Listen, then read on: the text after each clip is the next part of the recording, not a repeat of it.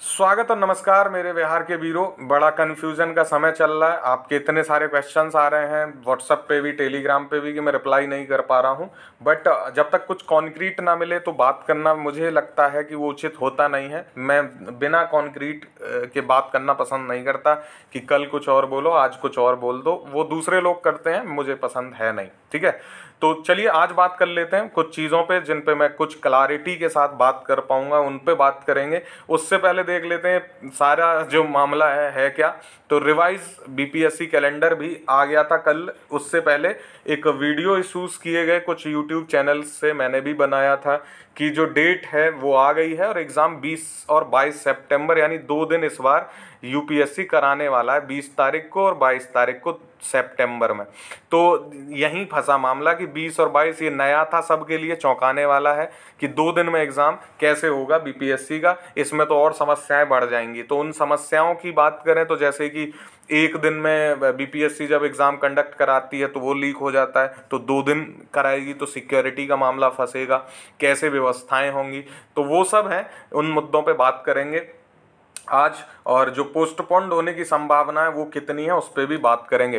तो 20 और 22 सितंबर ये चेयरमैन सर ने बोल भी दिया अपने जो इंटरव्यू, जो प्रेस कॉन्फ्रेंस उन्होंने किया उसमें 20 और 22 सितंबर की बात कही। उन्होंने कुछ व्यवस्थाओं की बात की जिसमें जैमर लगाना की बात करी गई।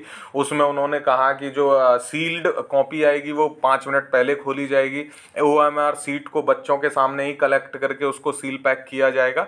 तो अपनी तरफ से उन्होंने सारी व्यवस्थाएं बताई कि प्राइवेट कॉलेजेस को इस बार नहीं जो है वो सेंटर बनाना चाह रहे हैं। तो ये अगली बातें हैं जिस पे हम गौर करेंगे। फिलहाल जो क्वेश्चंस हैं जिसको लेके आया हूं मैं, जो आप लोगों ने लगातार क्वेश्चंस किए हैं कि बीपीएससी 67 प्री जो है वो फिर से पोस्टपोन्ड होगा क्या। तो देखिए, पोस्टपोन्ड होने की रीज़न जो है वो आप भी जानते हैं कि किस बात पे आप पोस्टपोन्ड की कह रहे हैं। एक सबसे बड़ा जो मसला है वो है यूपीएससी के इसी दौरान मेंस हैं। ठीक है, तो एक वजह सबसे बड़ी आप लोग ये कह रहे हैं कि यूपीएससी का एग्जाम्स है तो मेंस, तो क्या ये बीपीएससी प्री करा सकता है। तो इसमें देख लेते हैं थोड़ा सा। 20 तारीख को है यूपीएससी का मेंस और 24 को है, फिर गैप है 21, 22, 23 का गैप है इसमें। और जो बीपीएससी ने जो एग्ज़ाम डेट दी है वो बिल्कुल एग्जैक्ट क्या दी है, 20 और 22, ये 18 के बाद गैप है यहाँ पे। तो ये माफ़ कीजिएगा, 18 से 24 तक यहाँ कोई एग्ज़ाम नहीं है और बीपीएससी ने 20 और 22 का दिया है। ठीक है, तो ये यहाँ पे गैप हो गया, 2 दिन का, 1 दिन का यहाँ पे हो गया, 1 दिन का यहाँ पे हो गया। ठीक है, 18 से 24 के बीच में ये 20 और 22 की बीपीएससी ने भी डेट दे दी है। तो बीपीएससी की डेट क्या है, 20 और 22, ठीक है, सितंबर। अब यहाँ पे सोचने की बात यही है कि हम पास्ट एक्सपीरियंस को लेके ही बात करते हैं कि क्या हो सकता है। तो देखिए, सीधी सी बात है, बहुत ज़्यादा घुमाऊंगा फिराऊंगा नहीं, बहुत डिटेल में नहीं बात करूंगा। बीपीएससी ने ऐसा पहले किया हुआ है ऑलरेडी। ठीक है, 64th बीपीएससी के समय हुआ था कि यूपीएससी के उस समय इंटरव्यू चल रहे थे और बीपीएससी का रिजल्ट आया था उस दौरान फाइनल। तो उस समय उनके भी इंटरव्यूज़ और मेंस के बीच का समय था। तो ऐसा हो चुका है कि ये पहले भी हो चुका है कि एग्ज़ाम्स कंडक्ट कराए गए हैं। ठीक है, बिहार में भी यूपीएससी के एग्ज़ाम्स के दौरान, मैं सिर्फ मेंस और इंटरव्यू की बात कर रहा हूँ, यूपीएससी के प्रीलिम्स की नहीं। ठीक है, तो यूपीएससी के मेंस और इंटरव्यू के दौरान बिहार में भी पहले एग्ज़ाम हुआ है और यूपीएससी के एग्ज़ाम के समय यूपी में भी ऐसा कंडक्ट किया जा चुका है एग्ज़ाम। हालांकि कुछ ऐसा रहा है उन दौरान पर्सनल और वैसे एक्सपीरियंसेस पे कि जब लोगों ने रिक्वेस्ट की है तो कुछ आगे पीछे उनके इंटरव्यूज़ किए गए हैं बीपीएससी या यूपीपीसीएस के द्वारा, बट एग्ज़ाम्स हुए हैं। तो इसकी संभावना कि यूपीएससी का एग्ज़ाम है और उसकी वजह से ये एग्ज़ाम नहीं हो पाएगा, तो इसकी संभावना सिर्फ 1% के आसपास है। मैंने कल भी आपको बोला था, कमेंट कर रहे थे जब आप लोग, कि ये मान के चलना कि इस वजह से पोस्टपोन्ड होगा तो 1% संभावना है। तो ये ना के बराबर है। आप ये मानिए कि इस वजह से एग्ज़ाम पोस्टपोन्ड होने वाला नहीं है। अगर 1% भी मैं क्यों कह रहा हूँ, क्योंकि आयोग को खुद लगे कि वो व्यवस्थाएं नहीं बना पाए हैं तो पोस्टपोन्ड कर दें तो अलग बात है। क्योंकि ये जो ये लेटर आया है ना, जिसके पीछे सारा मसला हो रहा है, ये जो लेटर कार्यालय जिला शिक्षा पदाधिकारी जहानाबाद को जो जारी किया गया, इसके बाद सारी चीज़ें हुई हैं। तो ये आप ये देखेंगे ये क्या है, इन्होंने हर डिस्ट्रिक्ट कलेक्टर को ये भेजा है कि आप अपने यहाँ के जो सेंटर हैं उनकी लिस्ट बना के हमको भेजिए। तो ये पूरा फॉर्म है, ये पूरा फॉर्म कल जारी हुआ है, मैं दिखा रहा हूँ आपको। तो ये भेजना है बना के, ठीक है। ये exam hall, roll number required, जो भी सारी चीज़ें हैं, ये फॉर्म फिल करके भेजना है। तो इसके लिए अभी उन्होंने मांगा है, डाटा मांगा है कि आप कौन कौन कॉलेजेस में करा पाएंगे, कौन कॉलेज करा पाएंगे, प्राइवेट को इसमें रखना नहीं है।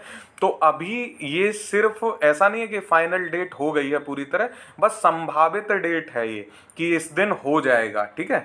तो ये ऐसा नहीं है कि बिल्कुल फाइनल है, अब आप एडमिट कार्ड निकालने के लिए तैयार हो गए हैं, या फिर ऐसा है कि आप अपनी टिकट बुक करा लें, वैसी संभावना अभी नहीं है।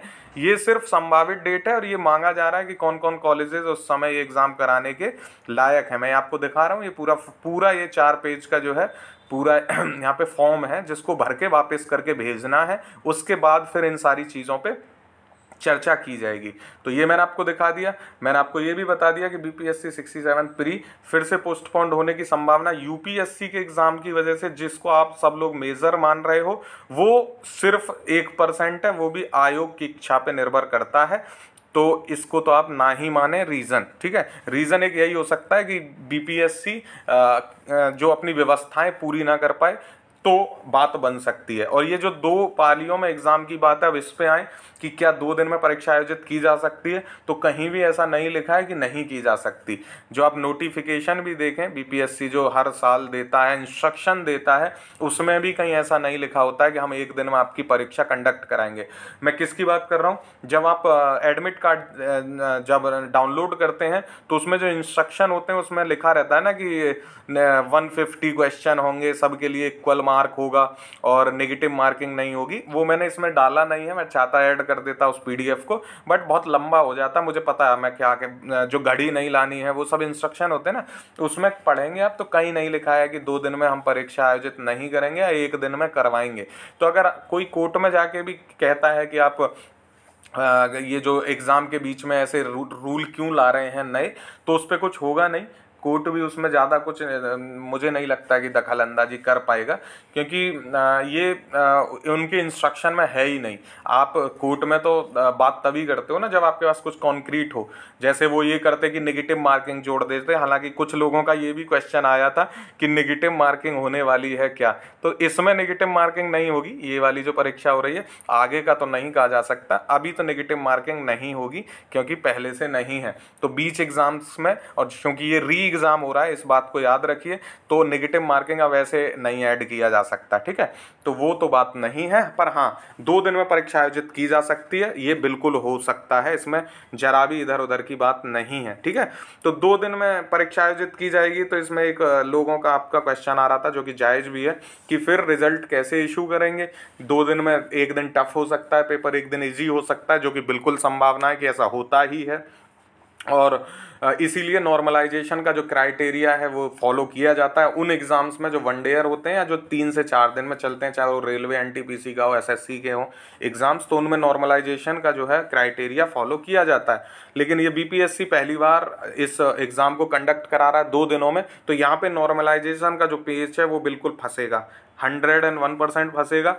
ये नॉर्मलाइजेशन की कोई ना कोई तरीका तो अपनाएंगे ही, क्योंकि ऐसा तो हो नहीं सकता कि ये 3-3 लाख लोगों को 2 दिन में एग्ज़ाम करा दें और 400 बच्चे यहाँ से, मतलब जितने लेने हैं, मान लो इसका 10 गुना, 3000 बच्चे यहाँ से ले लें और 3000 यहाँ से ले लें, ऐसा तो होगा नहीं।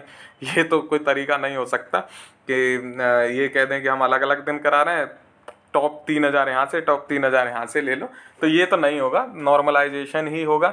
अब वो किस तरीके से हो सकता है वो कह पाना अभी मुश्किल है, क्योंकि आयोग ने अभी इस बारे में कोई बात की नहीं है। उन्होंने सिर्फ ये कहा कि परसेंटाइल बेसिस पे हम जो है रिजल्ट इशू करेंगे। तो नॉर्मलाइजेशन बिल्कुल होगा, नेगेटिव मार्किंग नहीं होगी। इसमें पेच फंसेगा और इसमें हो सकता है कि कोर्ट केस भी हो, लोग जाएं वहाँ पे, और इसमें की वजह से एग्ज़ाम रिजल्ट जो है पेंडिंग हो और कुछ समय इसमें लगेगा।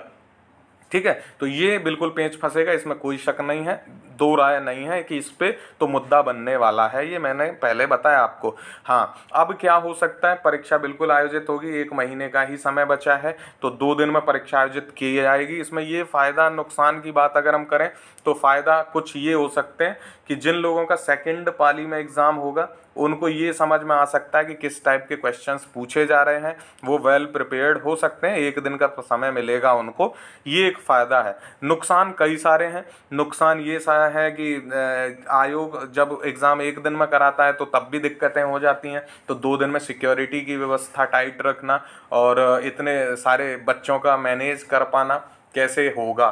फ़ायदा यह भी है कि 6 लाख बच्चों को मेंटेन करने से बेहतर है कि 3 लाख को 1 दिन में किया जाए, 3 लाख को फ्री कर दिया जाए, फिर 3 लाख का एग्ज़ाम लिया जाए, तो ये बेहतर है, ये फ़ायदे में आएगा। लेकिन फिर बात वही आती है कि लीकेज का जो प्रॉब्लम चलता रहा है लगातार बिहार में कुछ समय से, उसको कैसे रोका जा सकता है, और 2 दिन की परीक्षा में तो और ज़्यादा इसकी संभावना बढ़ जाती है, प्रोबेबिलिटी बढ़ जाती है, ये आप भी जानते हैं, ठीक है।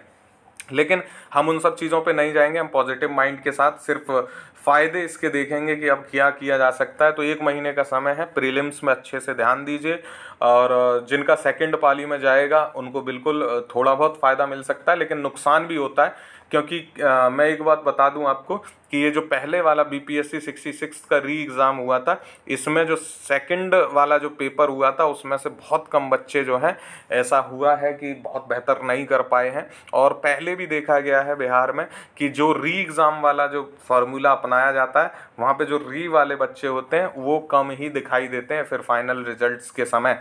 तो नुकसान फ़ायदे सब अपनी अलग चीज़ें हैं।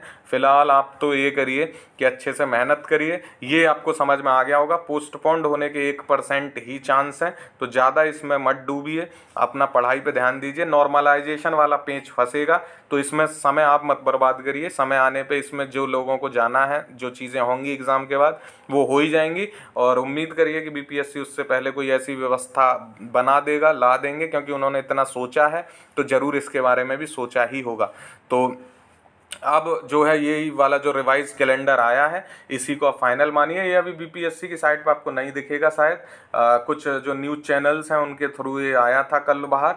तो 20 और 22 सितंबर आप फाइनल माने और आगे की पढ़ाई को तैयारी को जारी रखें, ठीक है। अभी तो ये ये जो CDPO वाला है इसमें कई सारे ये भी रीज़न है कि इसका प्रीलिम्स का भी नहीं आया है अभी CDPO का, और मेंस की डेट इन्होंने दे दी है 18 से 20 अक्टूबर।